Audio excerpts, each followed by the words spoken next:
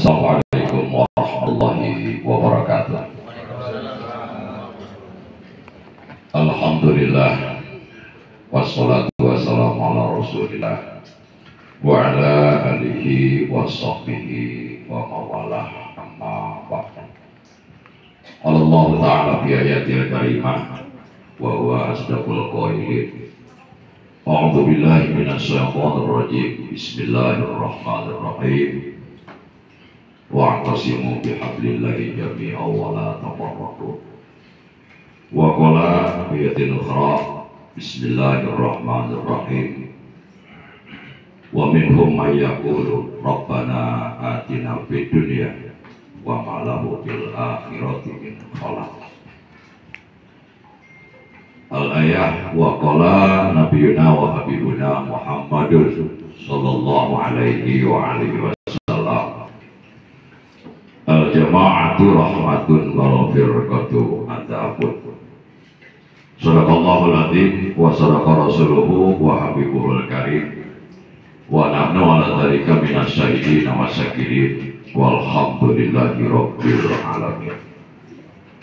Puji teriring syukur, marilah kita sama-sama panjatkan kepada Allah yang Maha Ghafur, sholawat serta salam mudah-mudahan dicurahkan dilimpahkan atas junjungan kita bersama Nabi yang mulia Nabi Muhammad sallallahu alaihi wasallam.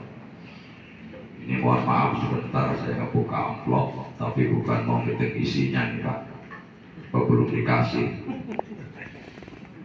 Bapak Kepala UPT Bapak Agus Suryadi yang pertama saya hormati, Kasubag TU Bapak Darmidi, maaf, SOSFSI. Mohon maaf nih Pak kalau ada kesalahan nyebut gelar ya. Kenapa? Karena ini bukan dunia saya sebenarnya. Iya. Bapak PLT Kasih Pendataan dan Penetapan Bapak Teddy Saifuddin SHMSI yang saya hormati, PLT Kasih Penerimaan dan Penagihan Bapak Jaya SH yang saya hormati, Kanit Regiden Samsat Marinting yang saya hormati, petugas dari PT Jasa Marga yang saya hormati, Kepala Cabang Pembantu Bank Banten Marinting juga yang saya hormati, dan mudah-mudahan semuanya dimuliakan oleh Allah Subhanahu wa Ta'ala. Amin ya Allah ya Rabbal Alamin. Seluruh yang hadir yang saya hormati, dan mudah-mudahan kebersamaan kita bukan cuma sebatas di dunia semata. Mudah-mudahan kita dikumpulkan kembali di akhirat di tempat yang penuh dengan ridha Allah, di surganya Allah Subhanahu wa Ta'ala. Amin ya Allah ya Rabbal Alamin. Santai saja ini Pak. Kenapa? Sebenarnya saya ceramah di tempat seperti ini belum biasa. Saya biasa di Pak ceramah di panggung-panggung, di tempat-tempat terbuka, dan yang hadirnya itu bukan orang-orang seperti Bapak. Cuma saya bukan berarti takut ataupun grogi. Kenapa? Karena kita sebenarnya sama Pak. Dimana persamaan kita? Yang pertama, kita itu sama-sama orang yang butuh. Sebab saya yakin dan percaya kalau bukan karena kebutuhan, bapak-bapak tidak akan ada di gedung ini. Dan saya juga kalau bukan karena kebutuhan, tidak mau menerima undangan untuk datang ke sini. Yang kedua, persamaan kita itu sama-sama pelayan masyarakat Pak Kepala. Cuma bedanya, kalau mungkin Bapak dan Ibu itu gajinya bulanan, sebulan sekali, kalau saya mau per jam. Itu doang, bedanya dikit. Tapi sama-sama pelayan daripada masyarakat. Saya bersyukur bisa hadir di hadapan para bapak-bapak dan ibu-ibu, sebab biasanya saya masuk ke gedung Samsat ini biasanya ngeluarin uang Pak, bayar pajak motor, pajak mobil. Ini mah mungkin Dikasih uang ya Pak ya? Insya Allah. Mungkin tapi biasanya mau begitu sih. Nggak tahu kalau di sini luar biasa gitu. Yang kedua, ini sebenarnya pemecahan rekor bagi saya pribadi. Kenapa? Karena jarang yang ceramah itu nanti langsung berdoa Pak. Di mana-mana nggak ada. Cuma di Samsat doang. Cuma saya tanya ke Ibu Haji Elis, emang amplopnya ada 2, 1?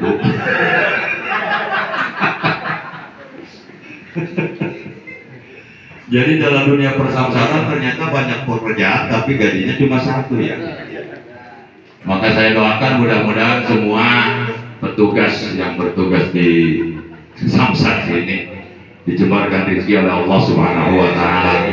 Amin ya Allah ya rabbal alamin.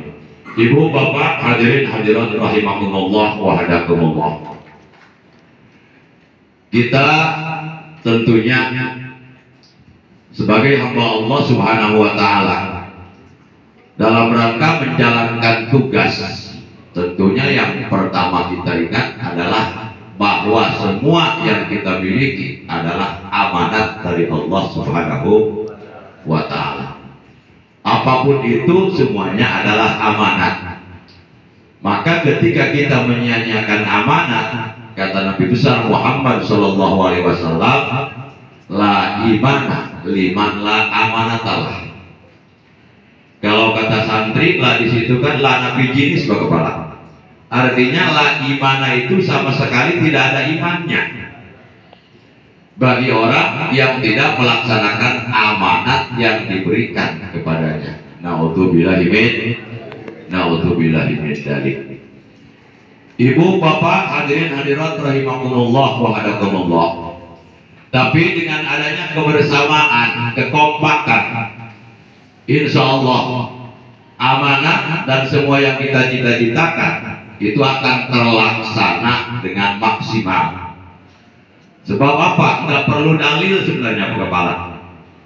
Nggak perlu hadis Nabi ataupun apalagi ayat-ayat Al-Quran untuk menunjukkan bahwa ketika kita kompak, kita dalam kebersamaan, maka akan menghasilkan hasil yang maksimal. Itu cukup dengan melihat jari-jari yang ada di tangan kita saja. Ini kan kalau istilah bahasa Sunda Pak Kepala, ini namanya ramo. Betul? Kalau kata orang Jakarta, orang Betawi kan jari-jari. Ramo itu sebenarnya singkatan juga. Apa itu? Rame model. Rame model. Kenapa? Karena jari-jari kita itu bukan cuma 1. Ada 5. Nah yang 5 ini enggak ada yang sama 1 juga. Semuanya berbeda. Apa ada di sini? Yang jarinya sama, jempol aja doang. Gak ada kan? Kabeh jempol gaya. Makanya rame model. Ada yang tinggi, ada yang pendek, ada yang gemuk, ada yang kurus. Berbeda.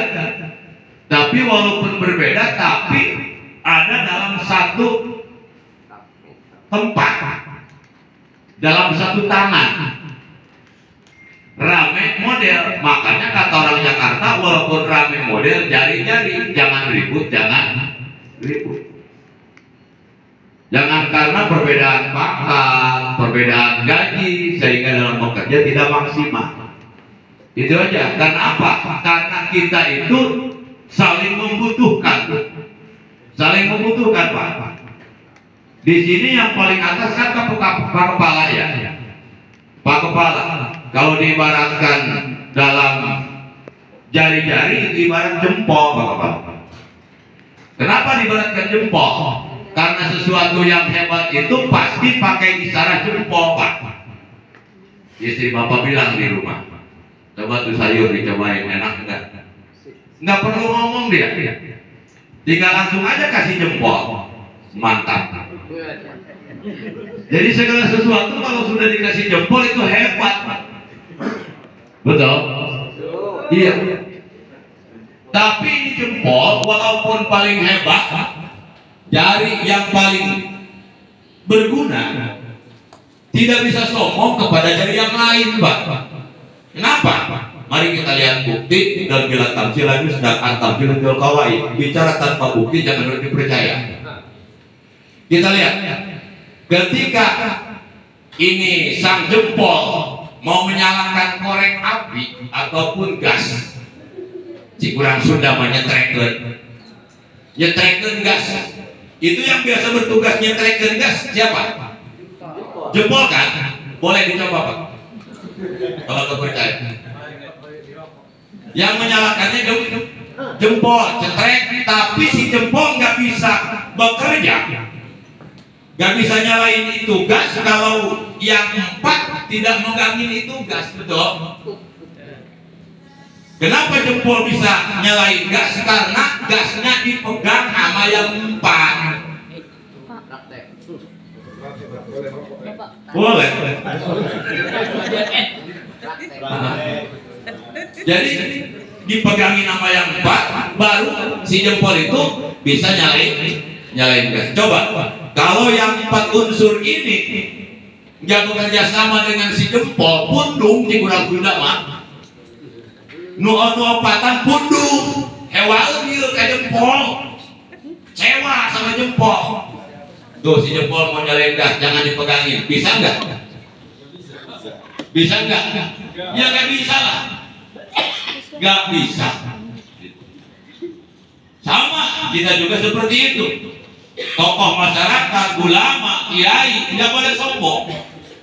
Walaupun dia punya ilmu disebut Habibullah, kekasih Allah, tidak bisa sombong. Kenapa? Karena dia bisa mengamalkan ilmu. Adanya orang bodoh, adanya masyarakat awam. Kalau nggak ada yang bodoh, di mana dia mau ngamalin ilmu? Contoh lagi sekarang. Kenapa saya bicara? Karena ada yang mendengarkan, betul? Kenapa saya bicara misalnya sampai 2 jam, 3 jam? Tapi nggak mungkin. Karena ada yang mendengarkan. Kalau tidak ada yang mendengarnya, saya bicara di sini sampai 2 jam. Paling Pak Kepala bilang, itu Ustaz sudah lama bilangnya. Kenapa? Karena ngomong sendiri. Makanya kata Nabi, al-jama'atul rahmatun. Ketika kita kompak berjamaah akan timbul rahmat. Wal firqatu adabun, tapi ketika kita bercerai-berai maka akan timbul kehancuran atau siksaan dari Allah Subhanahu wa ta'ala. Makanya seperti yang tadi saya dengar kata orang Sunda malapat-lapat, dan situ keluar dari bapak kepala perlunya bersama. Kenapa saya bilang lapat-lapat? Karena ini salonnya salon aktif, bukan salon yang paten. Cuma suara aja, saya mau besar, alhamdulillah. Para bapak-bapak sedayana rahimakumullah. Jadi kembali lagi kepada ketompakan. Kalau tidak kompak tidak akan mencapai hasil yang maksimal. Kita makan dapat banyak karena semua jari itu ngambil nasi, Pak. Coba kalau 2 doang, kalau 1 doang, nggak bisa. Sesuai dengan tema menuju UPTD PPD Malingping, emas itu bukan pekerjaan mudah. Kalau sudah berbicara emas, sudah bicara barang-barang yang hebat. Barang yang paling hebat itu kan emas. Bagaimana mau dicapai kalau tidak ada kekompakan? Hadirin rahimakumullah wahadakumullah.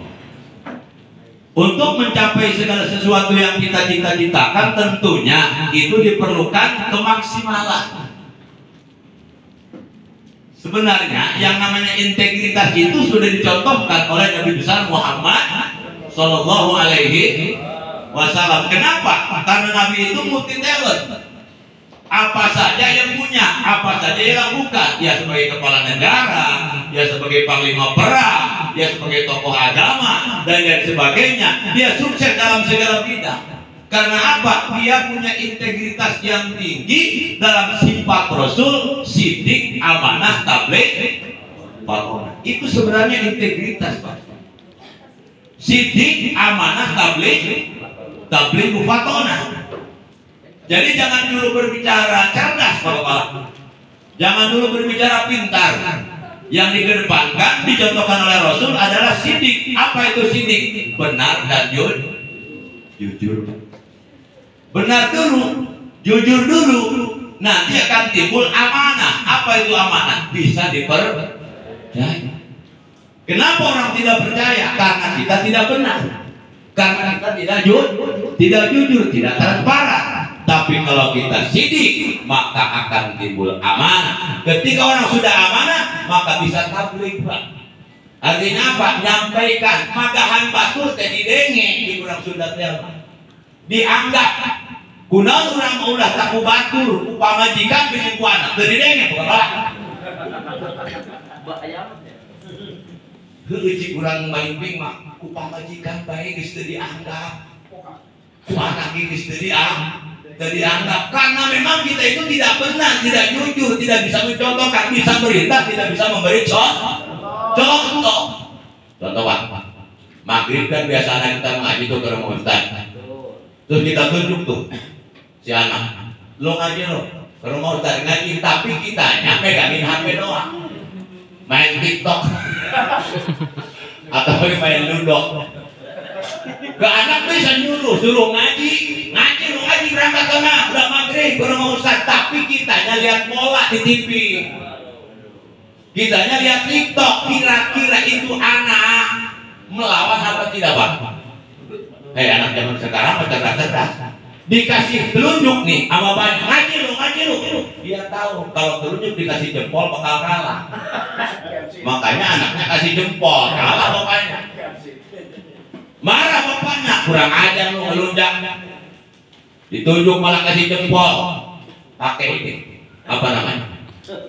Buruk. Pakai bokem. Ngaji lo, ngaji. Kalau nggak ngaji buat tondok lo. Apa kata anaknya? Kuku bima energi rosok.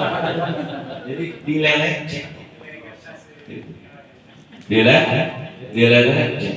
Karena memang kita tidak sidik. Memang jujur dan benar itu sangat berat tantangannya Pak. Betul? Berat. Kadang-kadang karena kejujuran kita bisa didiskriminasi Pak. Karena kejujuran kita bisa dijauhi sama teman-teman yang lain. Ini ada satu cerita Pak. Boleh Pak cerita Pak? Bebas, oke. Biar nggak tegang gitu. Soalnya Mas emang nggak suka lihat muka-muka tegang Pak. Apalagi mau boleh tidak takut Pak. Jangan itu Pak, nyantai aja. Dan penjahat kok. Mau nggak bayar banyak doang, wajar aja lah. Ya itu nggak apa-apa sih Pak, nggak dikasih amplop juga. Yang penting mobil saya 5 tahun bebasin pajaknya. Ini pas kan? Ini ada cerita Pak. Cerita orang jujur sama orang tidak jujur. Justru yang tidak jujur yang selamat, yang jujur yang selamat. Raja hutan itu kan harimau Pak. Mau suatu ketika lagi rapat kayak gini mungkin ya. Ini taruhan maunya nih. Kepala nih harimaunya nih. Pas lagi rapat begitu, itu mau kentut Pak, menyosin langsung. Biar nggak tegang, bukan jorok Pak, mejus. Ya namanya pejus kan nggak ada yang wangi Pak, betul. Walaupun yang masuk paket dihambarkan dan sebagainya, tetap udah keluar mah bau Pak. Nah, yang hadir nih kayak seperti ini, kancil, kuyang, monyet, lutung, cara, perut. Namanya juga di hutan.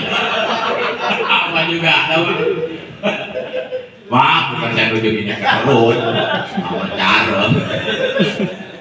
Ini contoh. Ini mau taruhlah kita kerun, cara, lasun, buut, bau padahal. Kentut si maung itu raja hutan bau, tapi nggak ada yang berani bilang Pak. Nggak ada yang berani bilang. Nah si raja hutan itu nanya tuh ke anggota rapat, woi kancil sini lo, goyang sini lo, gua kentut kan? Iya. Tadi mau bilang takut kita. Gue nanya sama monyet, kentut gua bau apa wangi? Berhubung si monyet takut nih sama aja, kalau dibilang bau mati gua, pasti dibunuh.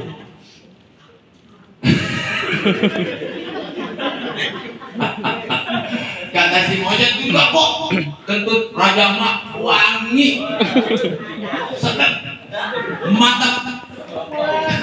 Bapak, kalau raja orang kaya jangankan bicaranya Pak, kentutnya juga orang lain udah anggap, kentutnya juga udah direspon baik kamu. Tapi jajal orang masyarakat kejus Pak, jajal. Ini ada orang kaya kentutnya lagi begini, karena yang di sampingnya, Bapak kentut ya? Iya, waduh sehat Pak, Bapak, keluarin Pak. Namanya orang kaya. Coba jajal memasak kismin pejus. Dia pejusnya bawa kucuri dia. Bedanya di situ. Status sosial itu ada yang menguntungkan sebenarnya. Makanya kalau rumah tangga orang miskin jangan coba-coba gitu di depan umum, cari masalah. Wah enggak Pak, kata dia, kentut raja sangat wangi. Apa kata raja bilang? Wah berarti kamu pegawai yang tidak jujur. Kata mau itu, berarti kamu pegawai yang tidak jujur. Mana ada kentut wangi, kamu bohong. Ah berarti ini yang suka korupsi juga nih, kata mau gitu. Maaf saya menuju kemana nih ya? Maaf Pak, ini Pak, apa yang cerita nih? Marah Pak. Kata kamu berarti kamu yang suka bohong, kamu yang suka korup ya. Tentu saya juga dibilang wangi, maka ke Albojo bunuh monyet. Kenapa Pak? Karena dia bilang tentu aku wangi padahal bau, dia bohong. Bunuh, dibunuh Pak. Anjir lagi dipanggil. Anjir, sini lo. Kentut gua wangi apa bau? Berhubung tadi yang jawab jujur, yang jawab nggak jujur kan begitu, maka dia jawab jujur. Waduh, jika dia kakarak manggil raja, pejus bau-bau tadi. Ampun dia pejus raja. Karak manggil pemecah rekor pejus terbau. Cik raja ngelunjak dia. Karena pejus raja jangan dulu bau. Albojo, pehat. Yang muncul dibunuh, yang baik dibunuh. Akhirnya yang ketiga tuh yang dipanggil Kuyang. Si Kuyang, si itu jujur dipaek. Nggak bohong dipaek. Makanya sebenarnya ini punya kepura-puraan Pak. Kata si Kuyang, saya mah penciumannya lagi gatal. Saya lagi flu, lagi demam, jadi hidung saya nggak bisa membedakan mana yang bau mana yang wangi raja. Akhirnya si Kuya selamat.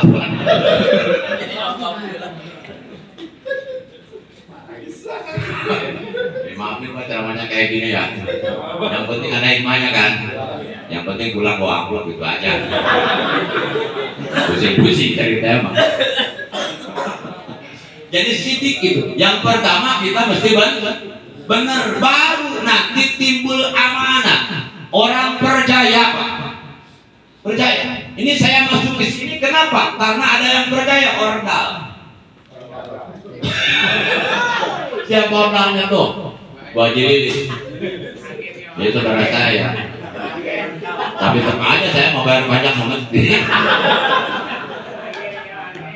Ini ada ordal saya masuk ke sini Pak. Makanya usaha banyak sebenarnya kenapa saya masuk, karena ada ordal. Makanya pentingnya ada ordal.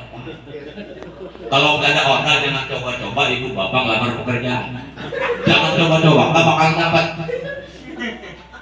Bapak ngelamar ke pabrik, nggak ada ordal, ngapain itu pabrik bangkrut, nggak ada orang. Jadi perlu adanya ordal. Ngelamar pekerjaan di kantoran, nggak ada orang lagi tutup. Jadi penting ordal. Bahkan di akhirat pun kita kan perlu ordal Pak. Di akhirat kita perlu ordal. Orang dalam buat masuk surga, Pak. Kenapa? Karena kita kalau mau ngandelin amal perbuatan ibadah kita di alam dunia, dia meletup sampai meletek, buat kaki surga nggak dapat, Pak. Kamu model-model orang sholat tohar 2 jam tilu. Beres, Pak. Sholat tohar. Assalamualaikum. Ada asar. Yang sholat tohar bilang, terus asar dulu, berarti yakin sama sholat jam tilu. Mikir. Ngomongnya jangan ke asar dulu. Aku merasa ke asar dulu, sholat asar jam tilu, sholat tohar jam tilu. Masa muka-muka kayak kita masuk surga karena amal. Ada seorang wali 75 tahun dia ibadah belum pernah maksiat, Pak. Nggak kayak kita. Kita mau banyak maksiat daripada taat, betul? Ya kan? Sehari itu kan berapa jam? 24 jam dari semalam, Pak. Sholat di bawah itu cuma 5 kali 5 menit, 25 menit. Yang lain kemana? Kita mau masuk surga karena amal perbuatan, nggak ada. Wali 75 tahun kata malaikat Jibril atas perintah Allah katakan itu kepada wali bahwa ibadahnya 75 tanpa maksiat tidak akan bisa memasukkan dia ke surga. Apa dia bilang? Saya ibadah bukan karena masuk surga atau bukan karena neraka, tapi karena melaksanakan perintah Allah Subhanahu wa Ta'ala. Jadi kita nggak mungkin bisa masuk surga dengan amal perbuatan kita. Makanya sidik pertama mesti benar. Nanti timbul amanah, kepercayaan. Kenapa istri kita tidak percaya, Pak? Karena HP Bapak dipola. Dengar baik. HP Bapak pakai PIN. Kenapa saya bilang begitu? Saya pengalaman.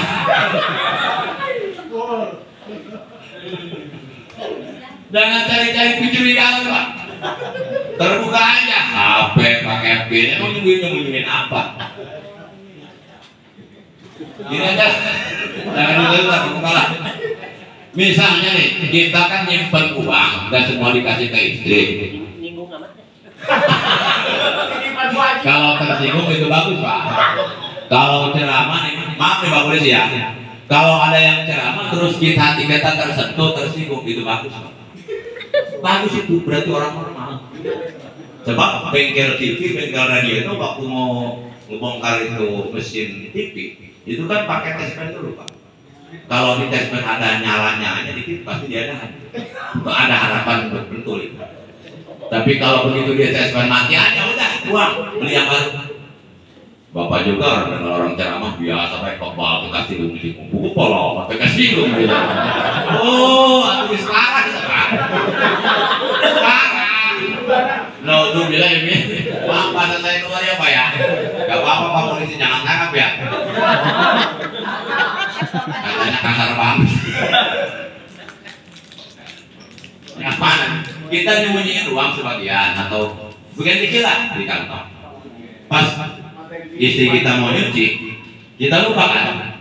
Sebab biasanya kan niat jahat memang selalu ada apesnya aja. Uang kan dikasih semua, pas istri mau nyuci, ketahuan tuh uang. Ada uang nyempil aja di dalam.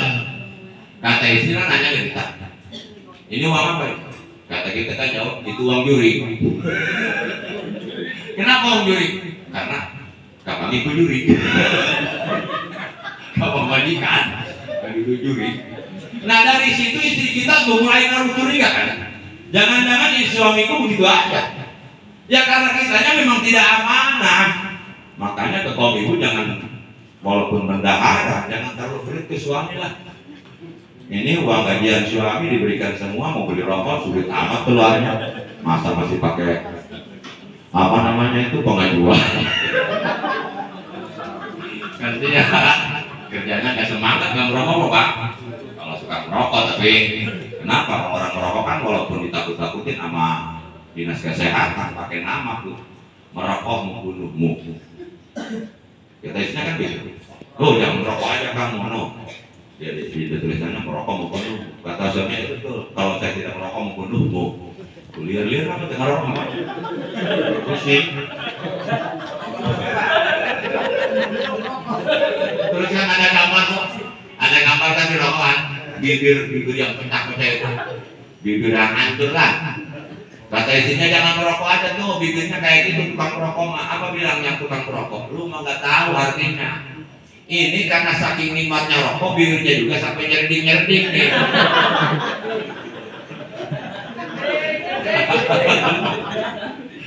Amanah, Pak. Jadi nanti timbul amanah, percaya mau kemana aja istri kita percaya sama kita. Karena apa? Karena kita memang sidik, Pak. Betul, jujur. Jadi jangan salahin orang lain kalau jujur sama kita, karena kita pernah melakukan kesalahan. Nah, kalau sudah sidik, amanah, dapat proyek itu bisa tabligh, Pak. Bapak nyampein apa aja ke orang lain bisa dipercaya sama orang lain karena memang kita juga melaksanakan, Pak. Betul. Makanya guru saya bilang, kalau kamu belum melaksanakan suatu amalan minimal 40 kali, kamu jangan nyuruh orang lain. Kalau kamu sendiri belum pernah melaksanakan, ngapain kamu nyuruh orang? Nyuruh orang kamu nggak melaksanain. Jangan, minimal 40 kali kamu sudah lakukan, baru kamu boleh nyuruh orang lain. Kita mah kan melakukan belum, nyuruh aja di sana. Nah, tabligh nanti dipercaya. Ini misalnya Ustaz bilang di pengajian, atau kaum wanita tolonglah tutup aurat, pakai jilbab, pakaian yang menutup aurat. Berhubung anak perempuannya maupun istrinya jarang pakai kerudung, ada yang dengar nggak tuh masyarakat? Nggak ada, Pak. Nggak bisa tabligh. Ngomong aja, Pak Ustaz urusin dulu tuh anak istri. Nggak bisa. Jadi amanah. Makanya kenapa saya bilang begitu, karena kita kan perlu integritas. Pengabdian itu tidak akan maksimal tanpa adanya hal-hal seperti itu. Makanya pertama kita bersyukur ke Allah kita dapat pekerjaan, Pak. Ini luar biasa. Orang lain di luar sana banyak yang nganggur, Pak. Jangan anggap jadi pengangguran itu enak, Pak. Nggak enak. Bapak kan kadang-kadang lu capek kerja ya. Waduh, dari jam 7, bulannya berapa, Pak? Jam 3. Enakan saya sih sebenarnya, bebas saya mah. Jam 7 pulang jam 3 kan datang ke rumah capek, Pak ya. Libur cuma hari Minggu doang. Libur hari Minggu doang. Saya mah bangun jam 10 juga nggak masalah. Apalagi kalau punya uang, istri nggak bakal ngapa-ngapain. Pak, capek kerja, Pak. Capek, tapi kita syukuri, cintai pekerjaan kita. Karena apa? Tidak akan menjadi abdi, tidak akan menjadi pelayan kalau kita tidak mencintainya. Dari mana dalilnya? Nabi Muhammad, man ahabba say'an fahuwa abdu. Ketika seseorang mencintai suatu perkara, maka dia akan menjadi pelayannya. Yang namanya pelayan kan mesti mengabdi, Pak. Jangan seperti orang ngelamar kerja ke Jakarta jadi IRT, jadi pembantu rumah tangga, dapat seminggu pulang lagi. Kenapa kok pulang lagi? Tetangga saya tuh, kenapa pulang lagi? Waduh capek Pak Ustaz, kerja di Jakarta capek. Emang kamu ngelamar jadi apa? Jadi pembantu. Saya bilang kamu masalah ini. Salah apa? Salah ngelamarnya. Coba jangan ngelamar jadi pembantu, ngelamar jadi tuannya aja. Kita kan pembantu, kita itu pengabdi, abdi negara, maka otomatis pasti diperlukan kerja yang maksimal. Capek udah pasti. Ngeluh kepada siapa? Orang lain juga capek. Sama. Tapi kita dapat pekerjaan, alhamdulillah. Makanya kita mah kerja itu niat ibadah aja, Pak. Sebab kami amalin ya tasawwaru bi surati amalin dunya, sumaya sulit bisdat min amalil akhirat. Berapa banyak pekerjaan yang casingnya itu pekerjaan dunia, Pak. Bapak-bapak ini maaf nih, Pak ya. Ini casingnya pekerjaan dunia, Pak. Bapak pakai baju jasa harja, pakai baju Polri, pakai baju apa namanya itu yang kayak gitu. Saya nggak ada tuh, Pak, nggak punya. Yang kuning-kuning itu. Ini casingnya casing dunia, Pak. Tapi kalau kita bagus niatnya, hatinya baik, untuk ibadah, bekal ibadah, mencukupi nafkah anak istri, sumaya sirkusnya niat min amil akhirat, karena amalnya bagus, itu bisa berubah menjadi amal akhirat dalam arti menghasilkan pahala di hadapan Allah Subhanahu wa ta'ala. Alhamdulillah. Turun subuh mencat maghrib, tapi diganjar ngomong alhamdulillah. Ila coba menang sampai naruh di dunia. Akhirat mau ganjaran. Sebaliknya Pak, wa kam min amalin yatasawwaru bi surati amal akhirat, summa yasuri yasiru bi sunniyat min amali dunia. Berapa banyak yang kesimnya pekerjaan akhirat, seolah-olah dia itu mencari akhirat, mencari ridho Allah, tapi karena hatinya yang jelek, niat dunia berubah menjadi pekerjaan dunia. Karena apa? Jeleknya nih. Taruhlah saya datang ke sini cuma karena amplop Pak. Saya datang ke sini cuma karena amplop, maka otomatis saya tidak akan memperoleh ganjaran di alam akhir. Sebab kata Allah Subhanahu wa taala, wa minhum may yaqulu rabbana atina fid dunya. Sebagian daripada manusia yang dimaksud di sini adalah muslim yang meminta kepada Allah cuma bagian dunia doang. Tapi wa malau fil akhirati min khalaq, tidak ada bagian di alam akhirat. Naudzubillah min dzalik. Tapi wa minhum may yaqulu rabbana atina fid dunya hasanah wa fil akhirati hasanah wa qina adzabannar. Ulaika lahum nasibuhum. Sebagian daripada mereka orang musyrik minta di dunia itu dapat pekerjaan yang baik, dapat kehidupan yang baik, di akhirat pun begitu, maka dia bakal mendapat bagian di alam akhirat, bukan cuma di dunia semata.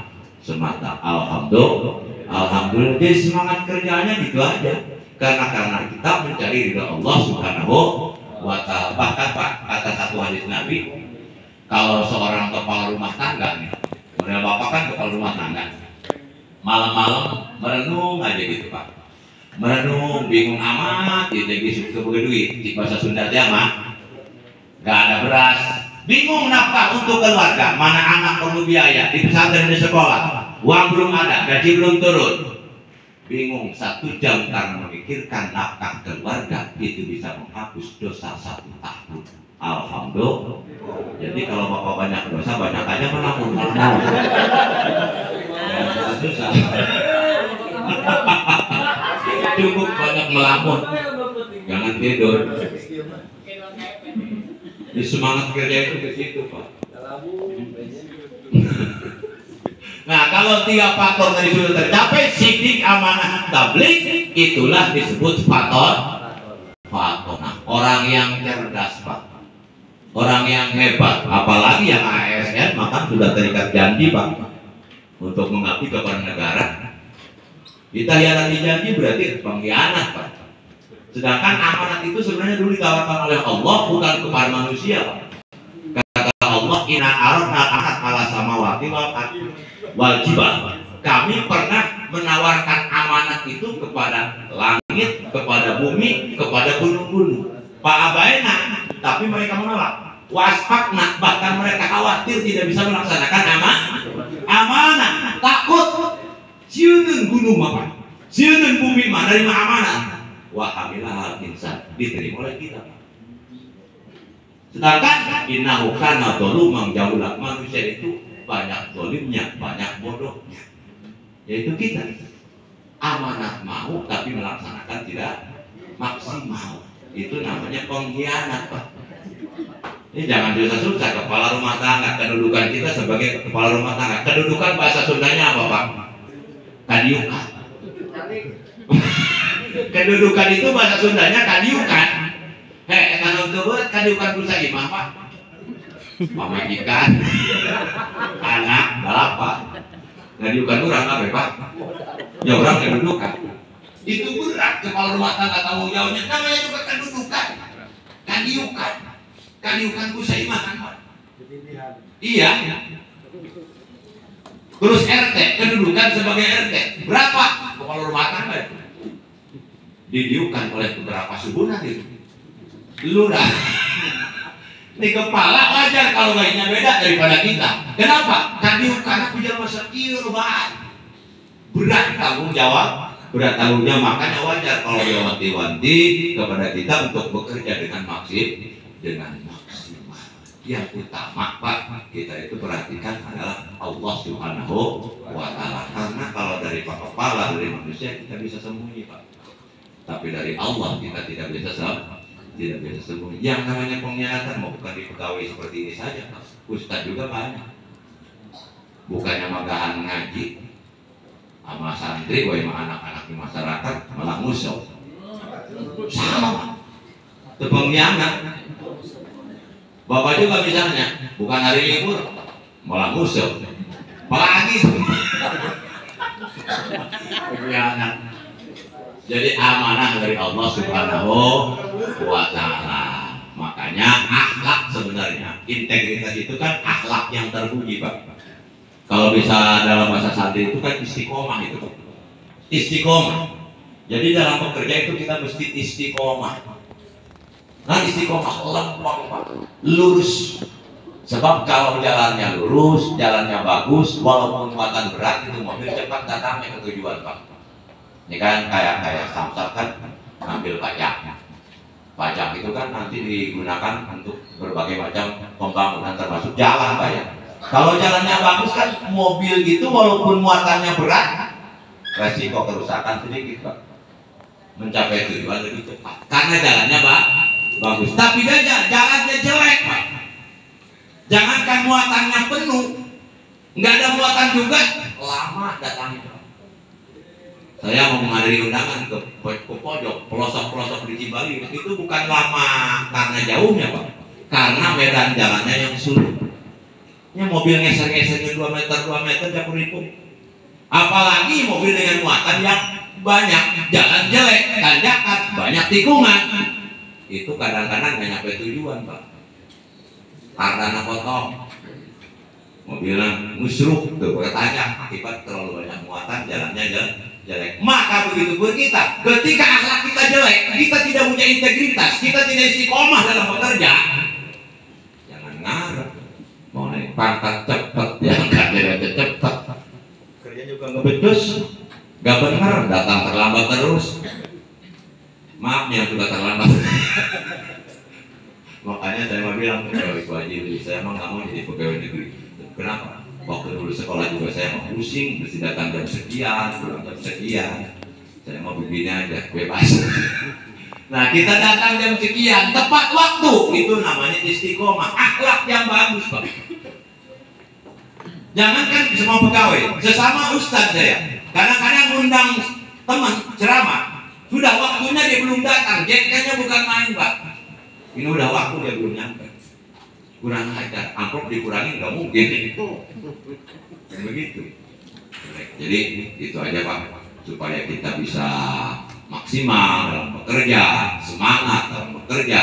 Yang pertama, pekerjaan kita itu niatkan karena Allah Subhanahu wa Ta'ala. Jangan berkecil hati, walaupun itu pekerjaan dunia, tapi karena niatnya yang bagus, maka akan berubah menjadi tujuan akhirat, menghasilkan ganjaran daripada Allah Subhanahu wa Ta'ala. Sebaliknya, walaupun pekerjaan akhirat karena niatnya jelek, itu bisa menjadi pekerjaan dunia dalam artian tidak menghasilkan ganjaran di hadapan Allah Subhanahu wa Ta'ala. Dengan silaturahmi tahunan, kata Nabi, silaturahmi tadi rizqo wa tatawilul umur. Tadi kan minta didoakan supaya naik pangkat ataupun diangkat dari ASN, itu kan termasuk daripada tajribu rizqo.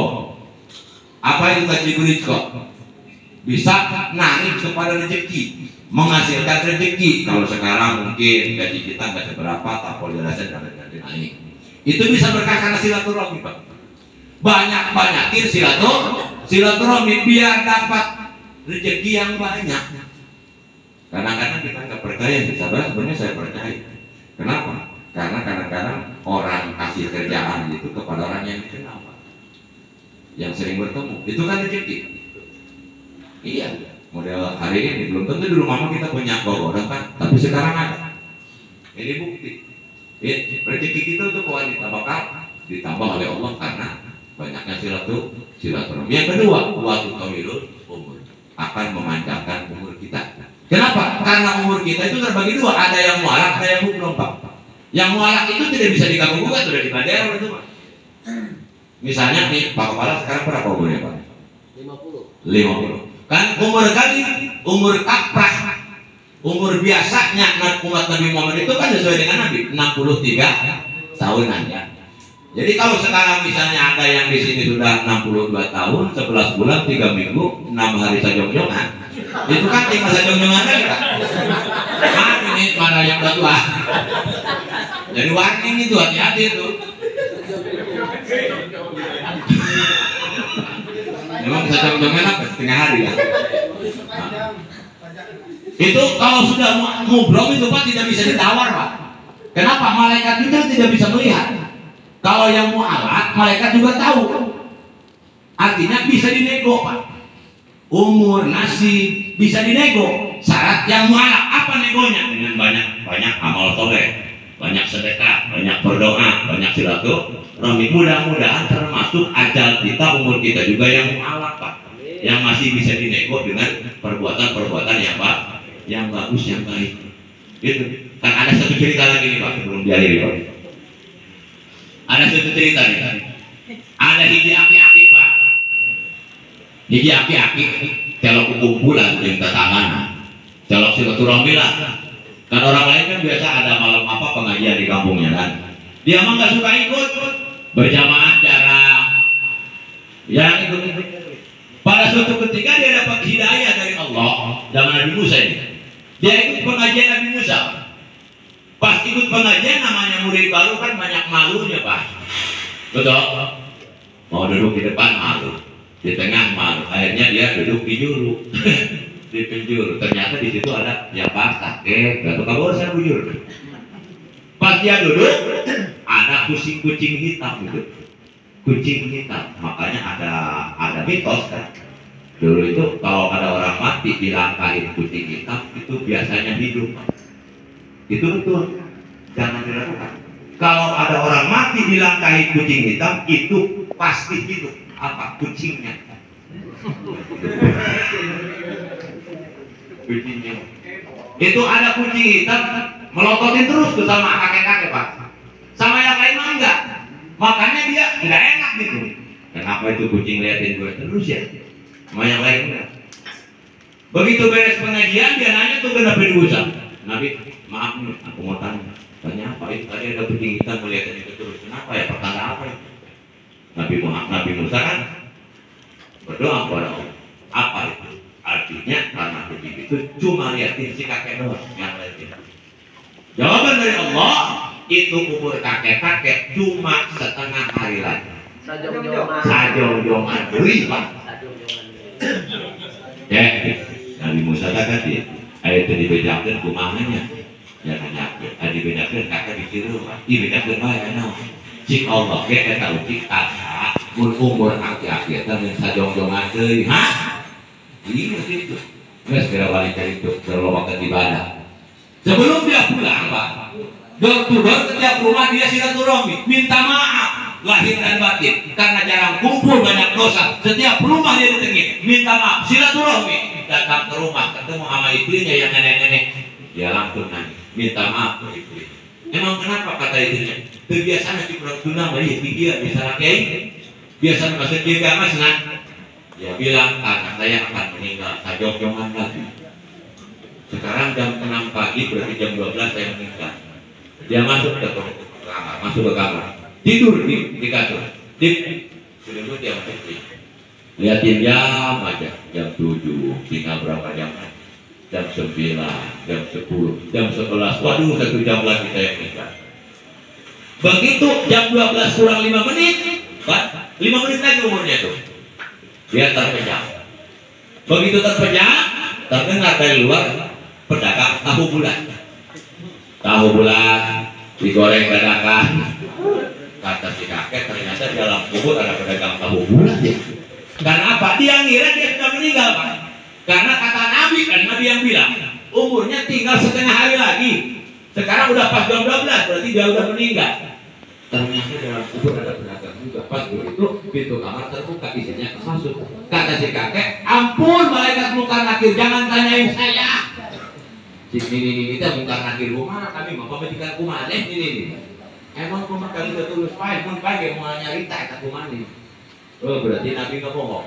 Datang lagi ke Nabi Musa. Musa kamu berbohong. Kata kamu umurku tinggal setengah hari lagi, buktinya saya masih hidup. Ditanya kepada Allah, kenapa umur si kakek ditambahin? Karena tadi banyak silaturahmi. Yang tadinya mestinya tinggal setengah hari lagi ditambah jadi 30 tahun. Mudah-mudahan berarti sing panjang umur Pak. bisa nawar mah Pak emang kira apa? Orang sabab rumah saja buka lokal orang isi orang not dan baru lokal berbahaya. Terus mudah-mudahan orang istiqomah dalam pekerjaan, istiqomah dalam melaksanakan tugas, sehingga menghasilkan ganjaran di hadapan Allah Subhanahu wa Ta'ala. Mungkin itu saja yang saya sampaikan. Kenapa batu duitnya dulu sudah habis? Sudah soal merasakan. Jadi mohon maaf, namanya juga manusia biasa Pak. Apalagi saya itu satu kampung dengan kedua itu dari gunung Pak. Butok. Jadi budak sombong bahasanya seperti ini. Antara saya dengan Ibu Yunus itu sebenarnya sama ibunya Misan. Jadi Misan Bindo. Jadi mudah-mudahan ada berkah dan manfaat yang saya sampaikan. Yang salah semata-mata kebodohan saya pribadi, yang benarnya itu adalah taufik daripada Allah Subhanahu wa Ta'ala. Mudah-mudahan kita sama-sama bisa melaksanakan amanat dari Allah, baik diri kita, tugas kita, keluarga kita, dan apa yang kita miliki. Mudah-mudahan bisa dilaksanakan dengan sebaik-baiknya. Amin ya Allah ya Rabbal alamin. Khutbah wa qadar. Assalamualaikum warahmatullahi wabarakatuh. Waalaikumsalam.